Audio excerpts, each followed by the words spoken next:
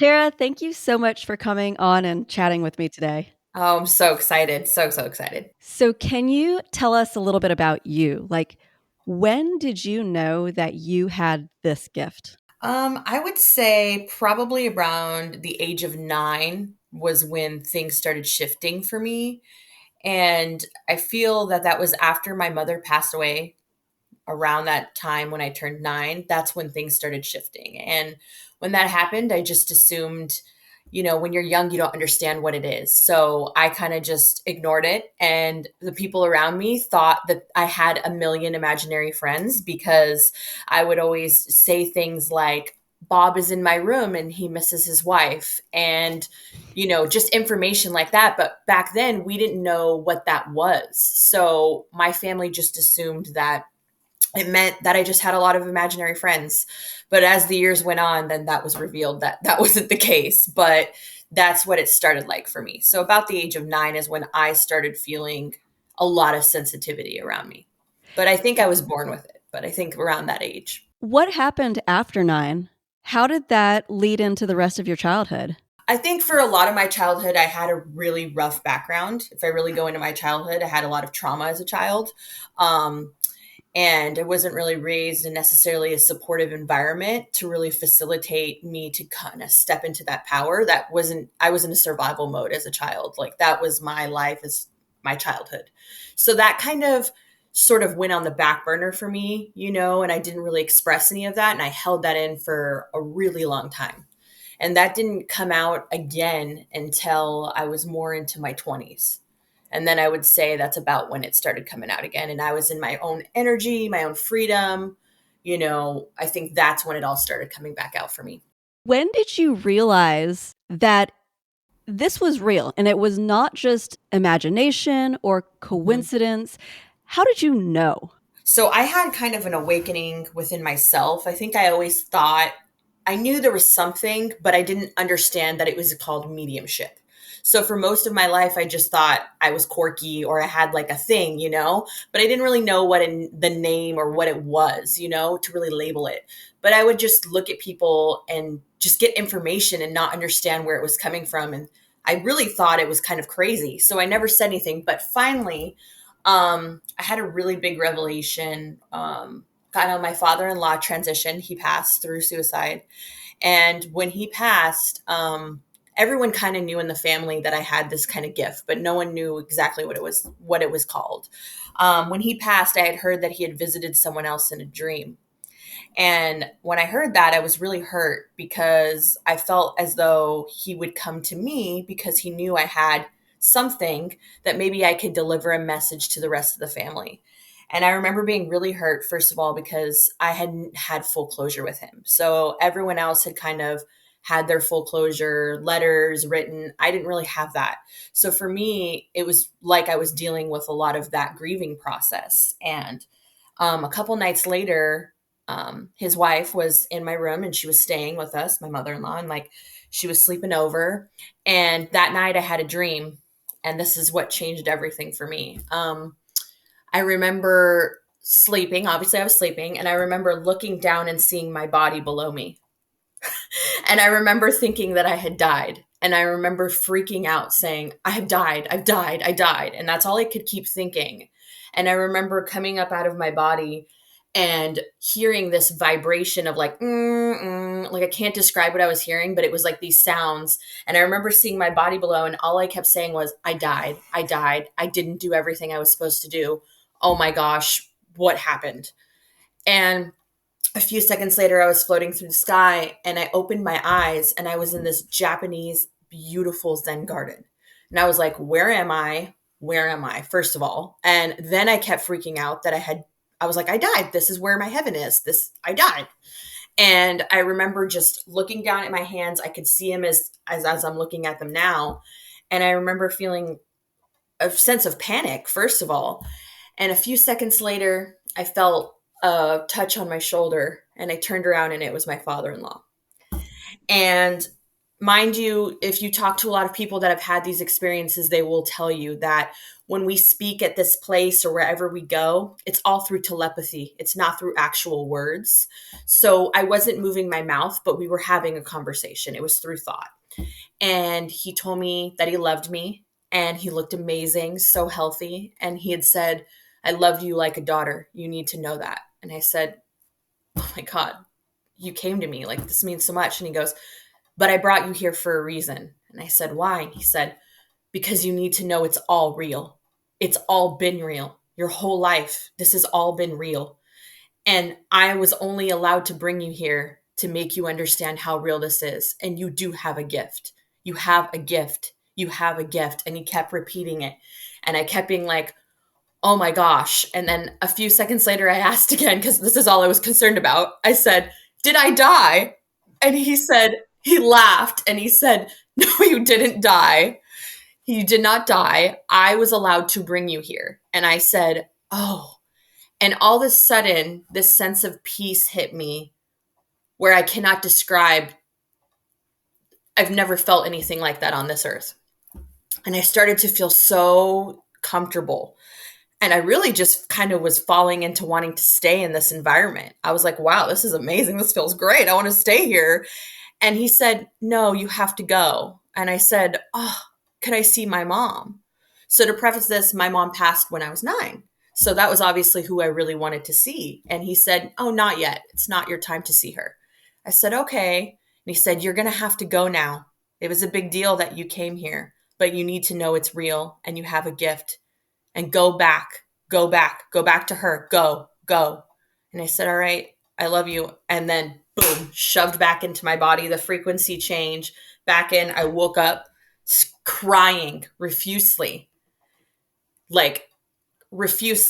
And my mother-in-law also woke up not much after this. And she had said that she was starting to have a dream. And I said, really? What was in your dream? And she goes, all I know is there was trees and it looked like a Zen garden. And that was it. That was all the confirmation I needed to understand. First of all, I already knew that it was real because the way I woke up crying, but the fact that before I said those words of anything, she was starting to tell me about her experience. And I was like, he did that so that I would understand how real this truly was. From that day on, I knew that this was real. And there was nothing anybody in the entire world can ever tell me to change that experience. I needed to understand. I needed to feel and understand on a level that was full trust. And that allowed me to understand that there was something and that I needed to trust it and just believe in it, whatever it was. So that was a life-changing experience for me. That was it. I've had some of those throughout my life, not anything near as impactful, but moments of wonder where my grandfather who lived with me showed up in a dream as well. But as I reached out to him and was already crying because I remembered in my dream that he had died, he would just vanish and disappear, but he'd be waving through a window. Or seeing my dad's face and him trying to share some information with me, like the first 5 days after he died. He said, there's so much you don't know. I mean, he looked like he was ecstatic to be dead. Yes. And it was one of those dreams that I woke up from shocked and felt just like you're saying, this overwhelming feeling of peace. Like every single time I have one of these magical moments, the skeptic in me was like, no, it's just a dream. But then the other part of me is like, what if? What if? What do you think happens when we die? God, so interesting. I feel like I'm going to be real. I'm going to tell you what I feel and what I know and what I've heard from spirit. And this is purely from them. But I don't think any of us who are truly here fully know until we get there. I don't think we ever get the full answer till we're there, which I'm fine with not knowing why.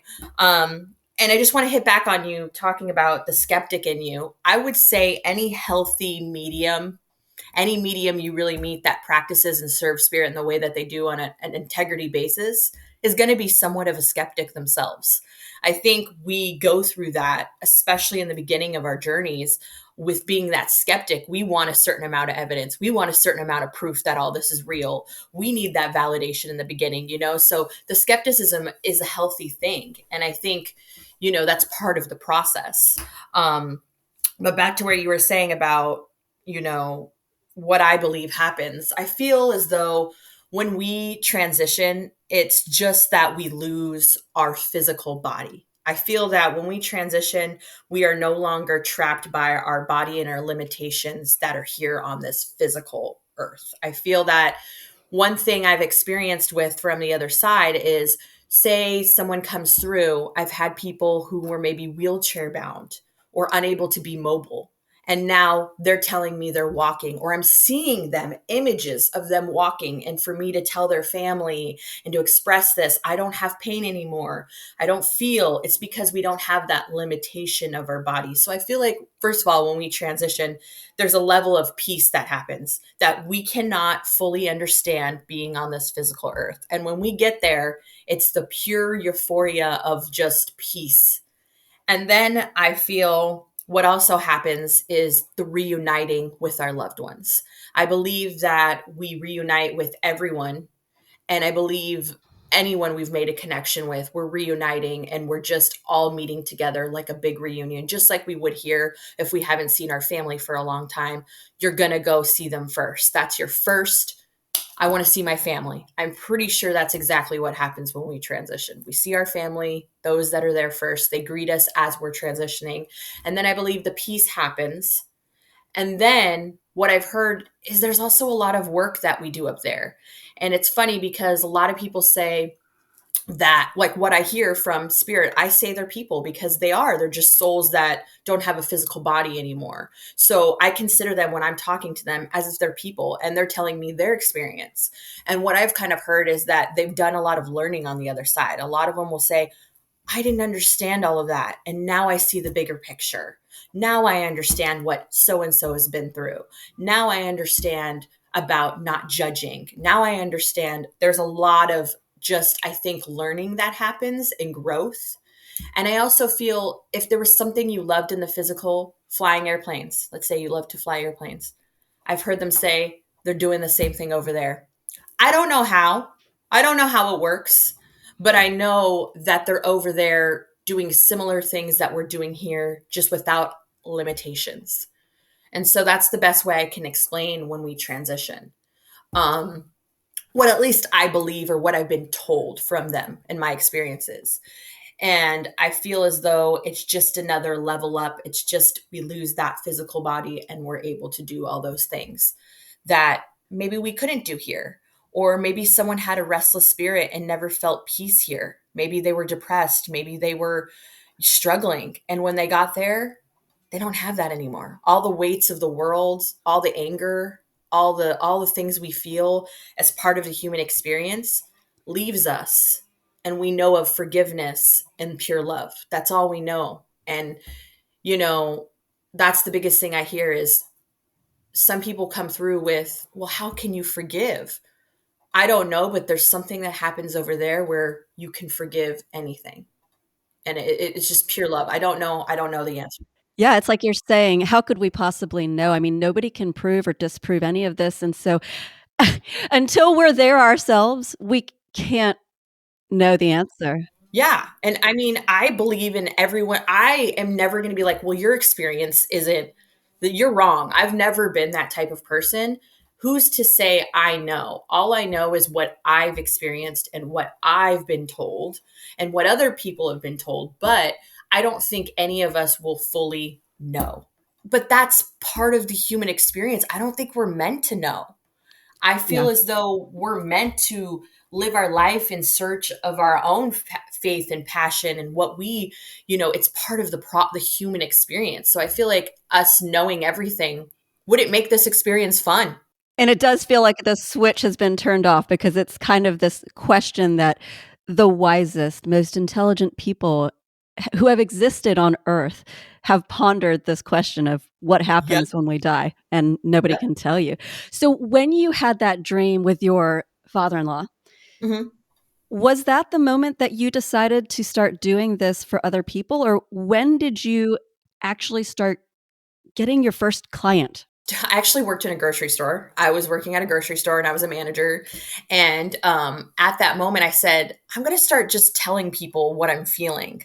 So at work, I just started approaching people that I wasn't even necessarily super close to or knew their personal life. And I started just reading them. And people were like, what the heck? Like, validating everything I was saying. And I was like, I'm not crazy. Like, this is real. And then I think the big experience was there was two, but my friend invited me to a festival and she told me to bring my tarot cards, which I was into, and to do readings. And I was like, all right, we'll see. I'll just do this for fun, donation based, whatever. So, like, I went, and this was the changing. Did not use the cards once that entire weekend. I got there and people started coming in and I just started reading them. And I was like, wait, I don't need these cards. Like, I'm not, I don't know. And then I'd start picking up on their grandparents, their loved ones. And then they all started validating the entire weekend. I must have read like probably 40 to 50 people that weekend. And every single person validated what I had said. And I said, okay, this is something more. Like, this is something else. And I had a really, really good friend of mine, one of my best friends. He transitioned, and me and his sister got really close after his transition. And she told me that her mom had seen a medium. And I said, oh, well, that's cool. I think, she goes, I think you're a medium. And I went, oh, what is that? She's like, oh, so, when you talk to people on the other side, that's what you just said you're doing. That's a medium. And I was like, oh, she goes, well, you should meet with my mom and do a reading for her and let her tell you what she experiences from that. And I said, okay.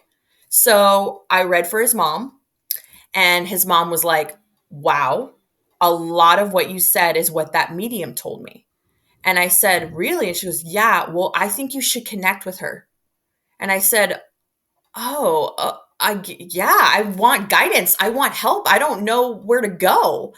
And she said, you should reach out to her. So I reached out to the medium, who had her own kind of following. She'd been doing this for like 20 years, has been a practicing medium, had her own page, which she created on Facebook, that gave back to people. And it helped mediums who were beginning, which she still has, to go on and practice and give back to people all over the world. And it's just to be a safe space for people to develop. And I went to her page, and at this time she was doing like kind of like an internship, like kind of like she was teaching, she was taking people on, mentees. And I applied, and I asked, and I was chosen to go in. And there was like 15 of us who had never done mediumship, really, like really, really practiced. And she fine-tuned with all of us. And it was the first thing in my life, and that felt natural. Does that make sense? Like, I didn't have to work at it. It just flowed. Like, everything was happening. And then I just started reading the whole group, all the people. I was very confident. I was a natural. I definitely was a natural. And then after that, she was taking on people to do private training with. So me and her private trained for about 3 months until she said, you've grown the nest, you need to go. And she set me free. And after that, I just started doing readings, offering readings full time. And her clients started to come to me, that I had kind of read in between, and they gave me a lot of support, as well as other people that I had read on that, like I said, that platform. I had read from people in India, the UK, all over, all these people, a lot of people who had lost their children, but specifically all over the world. And that's kind of when I started, but I never fully committed until recently. I think I was always 1 foot in and 1 foot out. So I still stayed in the grocery world. I still stayed in like working in the service industry and doing this on the side. And that's really hard to do.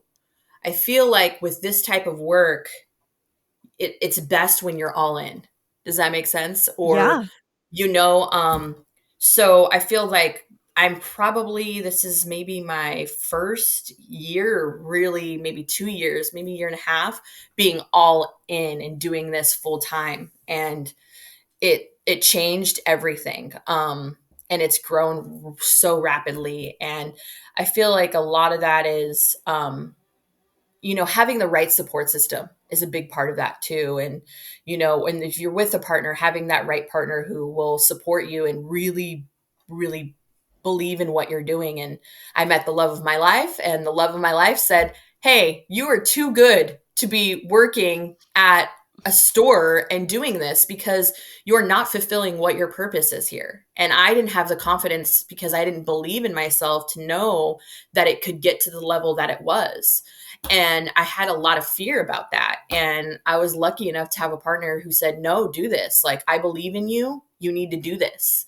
And once that happened, I mean, it was within like 6 months, just boom, boom, boom, boom, boom, just grew. And now I'm doing better than I would have ever done at something else. And it's taken off like tenfold. Now I'm doing events like pretty much every week, and private readings. And it's crazy. It went from 0 to 60. But I also think when you're meant to do something, I think you believe in this, your soul purpose, whatever you're being called to do, when it's something that's right, it flows very easily. And the universe makes everything just fall into place. And there's this like flow that happens, and this abundance that happens, because I feel as though when you're meant to be doing what you're supposed to be doing, abundance comes to you. And it's also doing it for the right reasons, right? I feel like I do this work to help people, and the universe goes, "Oh, you want to help people? All right, let's just keep throwing people at you, because we know what you're doing is for the greater good." So I feel like that has a lot to do with it, is just being in the right place and doing your soul's purpose. So How do you practice your skill? How do you train and develop it so that it gets better? So I think a lot of that is, first of all, trust is the number one thing a medium needs to learn. And it's a trust within themselves. But more than anything, it's the trust that you have for spirit. And meaning that you're trusting the information or whatever they're giving you, and really believing that on a full level. I feel like it really does help when you're starting off medium. I mean, a lot of it is just you learn on your own. I'm not going to even, I mean, it's a natural thing.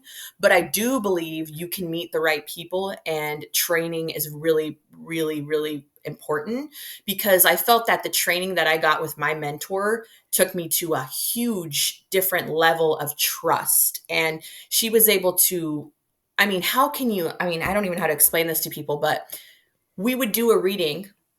I would be reading somebody, and she's experiencing exactly what I'm experiencing at the same time. The same words, the same objects that are being shown. Can you explain that to me? That's not something that can be, that's real ability. And we're both picking up on this frequency at the same time. That is the best training you're going to get, because someone's fully experiencing that with you and can guide you. And so she really guided me into trust and listening. And I really believe that that's why I'm where I'm at, because that was a big thing I was missing for a long time. And I also think a big part of practicing is just doing it, is just going in cold turkey. You don't know who you're going to read. I don't want to know your name. I don't know where you're from. And you just make me do it. And you say, "Tar, show up, read 50 people." I'm like, I trust spirit. I trust them. They're in charge. So I just got to go in and have full trust in them. And it doesn't matter about me. It doesn't matter about any of that. That needs to be put aside. And I just need to trust. And that's the hardest part, but also the most powerful part of mediumship. So So, can yeah. you explain, like, when there's a group of 10, 20, 50 people, Mhm. how do you receive these messages to the best ability that you can describe it to someone who doesn't? So everyone's different. I feel like every medium or every person who receives messages receives them in different ways. But we have lots of different ways of kind of getting them. I get them in a lot of different ways. So auditory, I'm more of a hearer, and it's more like I'll hear and it'll feel like a thought. It's more like telepathy. I'll feel like a thought is being put into my head, right? Or a word will be putting into my head. For instance, One I had recently was Disneyland. And I kept hearing Disneyland, Disneyland, Disneyland, Disneyland in my head. And I just said, well, I don't know how this applies, but they're just going on about Disneyland. And I'm supposed to talk about Disneyland. Well, they had just went to Disneyland like 3 days ago to celebrate. So, and they didn't live in Southern California. So, I mean, that just shows you to trust, right? So that was an auditory, like kind of telepathy wise. And then there's also feelings. You may feel something inside of your body. So for me, sometimes if someone transitioned a certain way, so say they passed through a heart problem, I may feel a tightness inside of my chest. If they had smoking or something with the lungs, I may feel a tightness in my throat. And that's a symbol for me. Oh, there was an issue with my throat. There was an issue with my chest. So spirit's using all of these simultaneously to get their message across. So that also happens as well as images. Like think of like a little film reel. And you know how it's not always like perfectly clear, but you'll get one and then you'll get another and then you'll get another. So that also happens to me where I get images that flash in front of my face and it's just real quick images. And I can also see sometimes what they look like. I can sometimes see that. Another big part for me is just feeling. Like I can feel their personality. I don't know how to describe it, but I can just feel their energy, who they are, what they're about. It's a sense of just knowing. Like I just know. I don't know how I know it, but I know it. And I use that as well. So it's kind of a mixture of a lot of them. The one that I don't use as often, but does sometimes happen, is I don't know the right word, but it's when you can smell. Some mediums can be strong where they'll be like, I smell cigar smoke or I smell a certain perfume. I get that, but for me, it's rare. As well as people think that mediumship's only limited to people, but it's not. It's actually animals as well. So animals come through for me as well. All animals. So, and it's the same, it would be the same way that a person's communicating, the signs and the symbols, all the same, auditory, telepathy, all of it, same. So when you're receiving these messages, how do you distinguish between them being intuition or your own personal mental chatter versus messages from the other side? Like, how do you filter all of that? Is there like a doorway? I mean, Yeah, I would say, yeah. Well, the thing is, before I go into anything, right, I'm raising my vibration a little bit. I'm kind of going into a state of like, okay, I kind of get it centered and I go, all right, it's time for me to go, right? It's time for me to dip out, bye, and allow spirit to take over.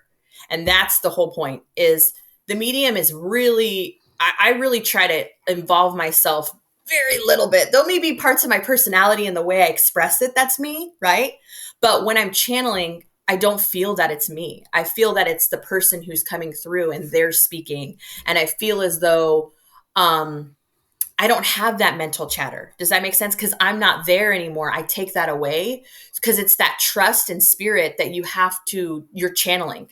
If it's something that's taking a long time, there's a lot of pauses, there's a lot of that's when the mental part of the medium is starting to come back in and the channeling isn't as clear. When you hear someone who's just boom, boom, boom, boom, boom, boom, boom, boom, boom, that's a channel because it's just flowing, right? It's not a forcefulness, it's just flowing. So I think every medium that goes into their mediumship or is starting it kind of really sets that intention of, I'm over here, we're ready for you to come and you to take control. And that's all what it's about. But that's the hardest part of being a medium is a lot of us struggle with, like you said, our own mental aspect of it and trusting that what you're receiving is something because you may not be able to make sense of it, but it is not about you. It's about that person sitting across from you. You're going to understand what it means. I may not, but that doesn't matter. The message isn't for me, it's for you. So it's really, really trusting that as you go in, even if it sounds wild, and just trusting. That's the biggest part of it. when people come to see you, I know what I was hoping to hear, but I'm curious, what do you think other people are hoping to get from connecting with past loved ones. Evidence. What are you? Okay. Yeah. Yes. That is what I wanted, Yeah. was evidence. You want evidence. You want evidence to really validate that what you are experiencing or what you have experienced is true. And you don't want vague information. I don't want vague information. Spirit usually doesn't give that if they're really going in. They want to be clear and precise and really validate to you that your experience with them is real. And I feel like as a medium, I'm always striving. My biggest thing is like, I want to be an evidential medium. I want to be able to give you that evidence where you're like, that is my dad. Like, I don't care what you say. Like, I know that's my dad, you know? And I hope that that's the experience that people leave with. Like, that was my dad, or that was my mom, or that was validated, you know? And so spirit really works to do that. And they work with it in a lot of different ways, but part of it could be validating that picture that's hanging up in your room that no one else knows. Or it could be the ring that you're wearing that no one know that I didn't know you brought today, right? It could be the horse that you and your dad had together and no one knew about that horse because it's nowhere online to be seen. There's no evidence, no pictures. You can't find that. And I bring that up. Those things are the way that you go, this is real. This is real. Now, the hard part is because of social media, because of online, it's made the job for the medium so much more difficult because it does take more. It takes more evidence because I understand the skepticism. It could be online, you know? So you're really hoping, which spirit does, is they'll bring through those parts that aren't to be seen to bring you to that. So yeah, I think people are hoping to receive evidence first most. And then I think to really feel that they're connecting to their loved ones. I think those are the top two. Evidence, of course, like we want the real to know it's real. And then we want to really know that we've connected with them. So it's both of those. And that they're hearing us and that they've heard us and that they know we're thinking of them. Those are the top two, I think people are really looking forward to. That is definitely what it was for me. And again, I went in very skeptical. I'm not going to lie about that. And you really blew my mind because there were things that you said that there, as you're saying, there was nothing online that you could have possibly seen or read. And you were giving such specific details and memories that I I sat in the car for 20 minutes after that session and just sat there and tried to process what had happened. But the only thing that I had said telepathically or in my mind when we got there was, Dad, this is your opportunity. Prove to me that prove to me that there's something else. Prove to me that somehow something, because I'd already been getting other signs in my life, but again, the skeptic in me just wanted to debunk it as like, oh, that's just a coincidence. But I want to ask you about skepticism. Like, how do you handle this part of it? I think being a skeptic is not a bad thing. I think a lot of people put a stigma of like, oh, if you're a skeptic, it's blah, blah, blah. I think it's healthy to be a bit of a skeptic. I mean, I do. But there's a difference between being skeptical and being open. Now, I've always said I never want anyone to come to me who is being forced, who someone says, you have to go to this medium, go. Because then the intention is set that you don't want to be there. And that's an energy that I can pick up on, which then will create a wall for me because it's an energy exchange between not only me and spirit, but me and you. And if you don't have that trust or you have that, well, skeptical is a little bit, but if you have that not wanting to be here, then it really does affect it. So skeptical, fine. That's a little bit, but openness. If you came in skeptical, right? We talked about this. You came in skeptical, but did you come in open with curiosity, with wanting to experience this? It was something you 100%. chose to do, right? It was something you Yeah. chose. No one was forcing you. That is why that flowed, and that's why it happened. Now, if you would have came in with a different mentality of, oh, this is so, I don't even want to be here, I'm just going to go experience this, then your result may have been very different. Yeah, but skepticism, like if people don't believe in what I do, my job is not to convince everybody here on earth. And it's not about me. It's what you take away from the experience. And I hope that somebody takes away something from it, but also that's not my burden to carry. It's the fact that I delivered the messages and that I did what I was supposed to do, which was serve spirit. And if they can't take fully everything, that's fine. That's okay. And not everyone's going to believe. That's just the way it is, but I believe in myself and I trust spirit, so for me that's enough. Do you ever receive messages that you feel hesitant to deliver? Yes. What do you do in those circumstances? It depends because I ask spirit whether or not I should deliver it. I just ask them. I say, I'm feeling this, is this something you want me to deliver or not? Are they ready or are they not? And majority of the time, if it's a situation and I'm feeling something, I will ask the person, hey, I have someone coming through for you. I'm a medium. Are you open to it? They say yes. I say, now I want you to know there's some heaviness attached to this. So I want to know if you're really okay with that because I want to honor that for you. If you're not, that's totally fine. But know that that's coming through. And that's kind of how I approach it in the sense of if it's something that I feel they say it's okay, I always want consent. And, I'm very careful about how I approach it to somebody. I never want to force it or deliver it if they don't want to hear it because that's not going to help the person. Right. So it has to be a willingness to receive the information. So, yeah, I'm very careful about it. But there are things sometimes you receive where you're like, should I do this? But you just have to go back to asking spirit, okay, should I? They'll tell you yes, no, yes, maybe not right now. Maybe they need 3 months. Maybe they need 4 months of healing. Maybe they're still in their grieving process. They will tell me that. And I say, okay. And then I don't approach until that time comes. When you receive these messages, does it drain your body? Like how many of these sessions can you do in a day?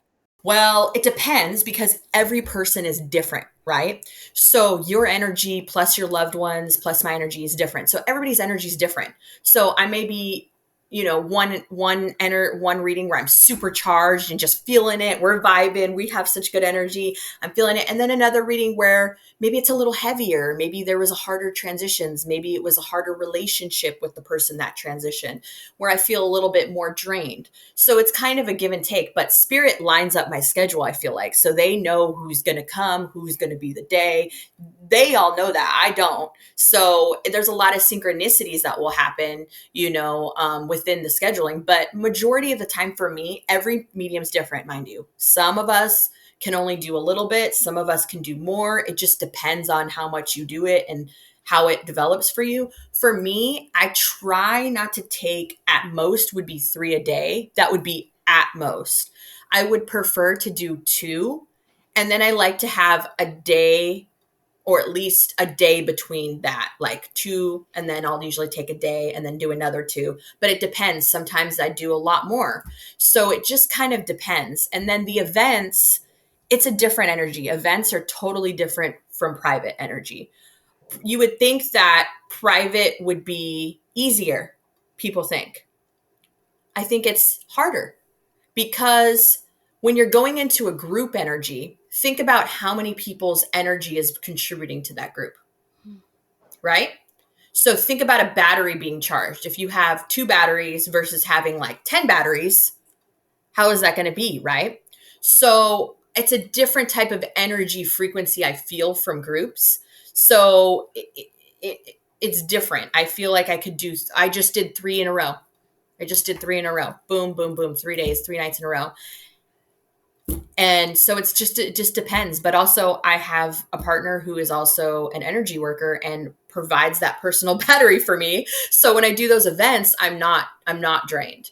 But privates, yeah, I do about 2 and then, yeah, I kind of break it up. It depends. But Yeah, I would say it would be almost, I don't think you'll meet anyone that takes like 6 readings, 7 readings in a day. I just don't think that would be, I mean, maybe, but I don't know. That would be a Not lot. sustainable. I don't Yeah. think it would be sustainable because it would no matter how much energy work you do, no matter how much you say, it does affect it does affect you. So it wouldn't be honoring yourself, I think, if you did that many. And also you become drained where your messages may not be as clear. Or maybe you're kind of tired, so you're not at your full capacity. And I never want to like give a half a reading. I never want to like give half of myself. So one thing about me is like, if I'm not feeling well, or if I'm having an off day and I'm about me and not about serving, I will reschedule that reading because I want to be 100 for that session for you and for spirit. And if I can't give that to you, then I'm not going to do it. So I really honor that. And that took a lot of learning because in the beginning I felt guilty, like, oh, if I don't feel good, I should just do it, right? No, it's not a 9 to 5 job. It's something that's an energy based thing. So you really have to be in that, like you had mentioned, a frame of mind and a energy. Like you need to be there, willing to serve and ready, you know? And this ability that you have to access this connection, do you think that this is something that only certain people can tap into? Like you're born with it or you're not? I feel that you can be taught. I do think you can be taught mediumship. I know I do. But I think there are people that have more of a natural ability for sure. Um, I also think if you're teaching it, there has to be some like yeah, there just has to be some sort of natural ability in there, because it is so intuition based and so um it's just not like something you could just necessarily I just think having a natural part of it would make it easier. But I have met other people who were more trained or needed to learn a little bit more than me, like where I feel I came in with a lot of natural ability, you know.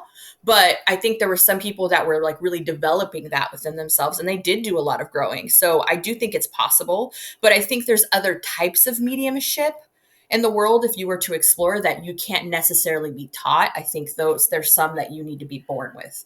But mental mediumship is what I do, and I think you can be taught. When you say that intuition is such a big part of it, what do you mean by that? Just natural trust of your own intuition. So meaning like I think I always just had that natural I can't describe it, but like ability to like tap into things. And I think I always just had a natural, just intuitive base. Like, okay, yeah, I'm picking up on this energy. Like I could read people, I could feel people. Like that was always just natural for me, you know? And this empath of like feeling people on this deep level, like all of that was like a natural thing for me. But fine tuning the mediumship and how I deliver and tapping in on a deeper level, yeah, that took training. Yeah, some training, you know, but I think having a natural, just intuitive energy or empathic energy helps with mediumship. I've heard people say it before, and I've always just wondered to what degree or extent, like, what does that really mean? So that, thank you for clarifying that. I, my mind, the way it works is that I'm constantly like wanting the science to understand, like, how is this possible? And I actually had an unrelated person who is a medium approach me out of nowhere and say, "This is a message from your dad, and he's saying you don't need to understand the why. Just believe." And I was like, "Wait, what? You just received this message from me?" And it's just, she said, "Yes. Does that make sense to you?" And I said, "Yeah, then that makes sense to me." So, like, just digging a little bit onto my desire to want to understand some science here, though, like, how do you think that those who have passed can influence our world here on Earth? And I will give you some context for that question. Okay. On the day that my dad died, I was in New Zealand, very, very far. I couldn't be any farther away and in an extremely remote location. And I was on a FaceTime call with my direct family. And I was in a bit of a stupor. I think maybe I was a bit floaty in another place, and there was a butterfly that was very far away from me. And I just was begging my dad in my mind, Dad, if there's any way you can hear me, if there's any way you could hear me, make that butterfly land on me. And that butterfly, it turned and it came and it landed on me within 15 minutes on my wrist. And I burst into tears. I started laughing, and my family was like, "What's so funny?" And I explained what had just happened. And again, the skeptic in me is like, "But how? Like, what's the science? How could a person who has passed potentially influence a butterfly's flight pattern?" Yeah. Do you have any idea how to answer this for me? Kind of. So one thing I know is that if we look into it, there is a lot of research on, they've been doing more and more with like mediums. I even think one of the other mediums that's big on television, they did a brain scan for him as he was channeling, and they were trying to see what markers were there, and apparently he was in this like sleep and awake state at the exact same time. So science was saying that basically there is definitely something that goes within a medium's brain or With your brain frequency function. scientifically that shows that they're doing some sort of different vibration or connection than what we're doing when in our regular state. Does that make sense? Yeah. So there has been more science that's been proven as to like how it's working in the terms of that aspect. Now, in how spirit can manipulate and do things into our physical world, I'm not exactly sure how, but there is a lot of other mediums out there and a lot of different types of mediumship that go into more of the science-based aspect of how these things can happen. But I do believe in things manifesting or appearing, or as you said, you shared that experience. I had another client who became a good friend who I read for, and I said, I talked to her about blue dragonflies. And I said, your mom sends you these blue dragonflies. Like, she's going to send you one, and it's going to be so obvious. It's going to be in your face. It's going to be on you. It's going to come. It's going to come. The blue dragonfly. She said, all right. A couple weeks later, she was at a water park, and she was in one of those wave pools, right? She was in the wave pool, and the blue dragonfly lands on her, just as you described. And she said, are you kidding me right now? Are you kidding me? And ended up calling me and telling me that it ended up landing on her. And it was just that experience. And I said, I just believe, and I know that somehow they can manifest in different ways to give us these signs. Now, do I think I think it would be much harder to materialize, like to come into our world and full materialize, right? I don't know about that, if they could do that so easily, but I do believe they can energetically manipulate energy for certain things to happen. So I totally believe the butterfly, as well as I'm sure you've heard people have had experiences where things have just appeared or shown up and they're like, how did that get there? Or, hey, my mom's bracelet was lost and now I saw it in the middle of my room. How is that possible? Don't ask me how, but I know that those things are. I've had an instance where a penny fell and I didn't know where the penny fell. It was above the sky into this. I just didn't know where it came from. And I don't know how, but I know that spirit is scientifically and I don't know how, but able to manipulate energy to where they can make things happen in our world for sure. I wish I could give you a clear answer as to why, but I know there are books and people out there that would have more clear of an explanation as to how, but I know it's possible. Yeah, it's kind of like how you're saying, I don't think we're really meant to know. And it's the same sort of, I guess you could call it faith in a way, that Yes. people have a belief in a religious system Yep. or in a god or different types of gods, like an energy. I mean, there's so many different beliefs out there for which there is no scientific evidence. And also, And you went back to that trust. So you were just talking about what's the biggest thing with a medium, right? What makes yeah, us a medium? What is it? Our trust. So spirit's giving you that to give you to trust. They want you to trust just as much as we do when we deliver. And that's the biggest thing. And those signs and those things that happen to you allow you slowly to build trust. why do you think that people on the other side want to connect with us here? I believe they want to connect with us to bring us peace, to bring us a feeling of peace and knowing that they're truly okay. and knowing that there's more and giving us guidance so we know that even though their physical body is no longer in the world with us, they are still with us on the same capacity, just in a different way. And your dad will continue the rest of your life to make that clear to you. And he will continue to do that in many aspects of your life and in many ways. And you will just know. And that's part of it. They want you to know that even though they're not here physically, they've never really gone anywhere. They're just somewhere else, but they're still here. It's just there's no physical body. And they want us to feel that they're always with us, because that's what we want to feel. We want to know that they're still with us. We want to know that we can still connect when we want to connect. And it's true. They're just a thought away. So, yeah, So enjoy I it. just have I mean, I could talk to you for hours. I have a couple questions for you Yeah. remaining. Just one of the questions I have is just that if the spirits you connect with could give humanity one piece of advice, what do you think that would be? The first instinct, which is once again, I trust what I'm hearing, is love. That was the biggest word. Love for one another. That was the biggest thing I heard. Easier Compassion. said than done, right? Yeah, Easier it said than is. done, but I feel like a big reason of why we also are brought here to like do this work, different healers, all aspects of life, um, you know, is to bring love to people, to bring peace to people, and to also show acceptance as well. I And think it starts making me think that Earth is school. it is. We're here to learn. Yeah, that's what I feel. I fully feel we are here to learn and to have a human experience, though. Like, that's the whole point. Like, we don't need to know everything that's happening over there, because we're going to have that experience, right? It's going to happen. We're going to have it. We're going to have it.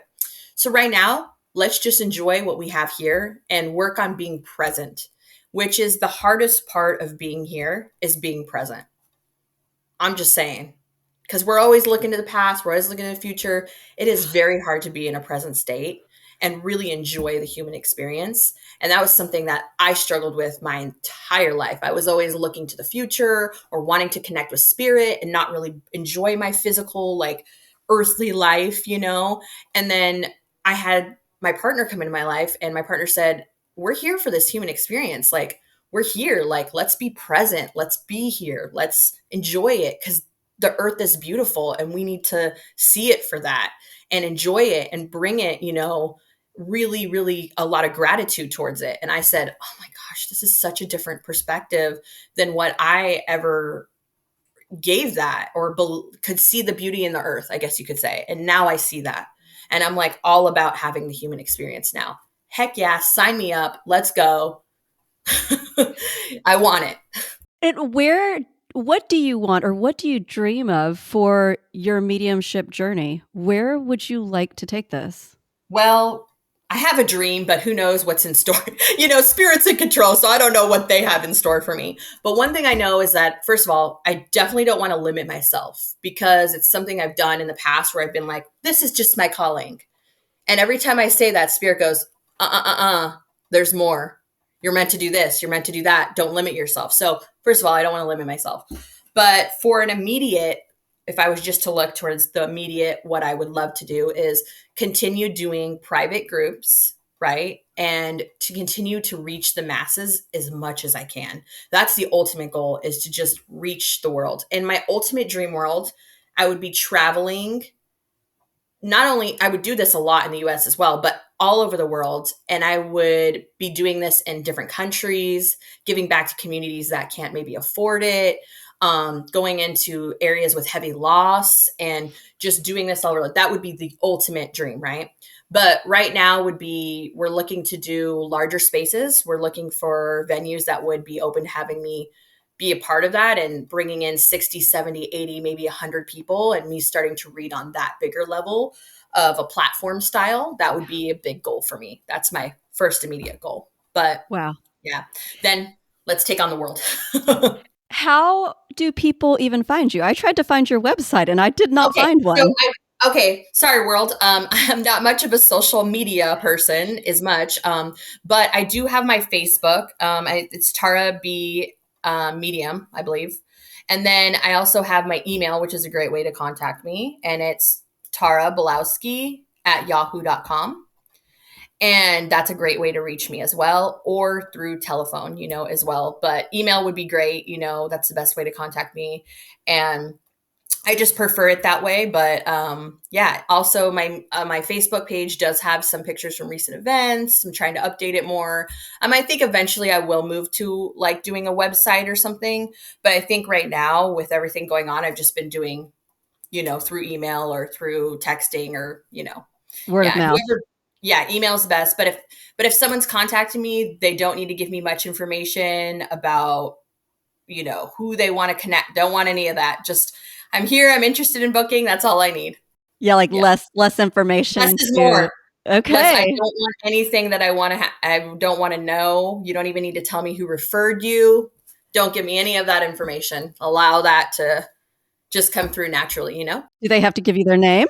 They don't even have to give me their name if they do not want to. I've had people say, I don't want to give you my email until 5 seconds before the reading. I said, all right, that's fine.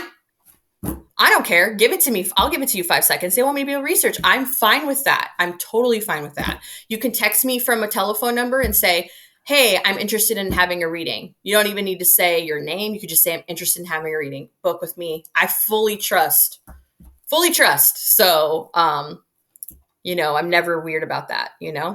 It's been such a fun conversation. It's been very enlightening to just see what this experience is like for you.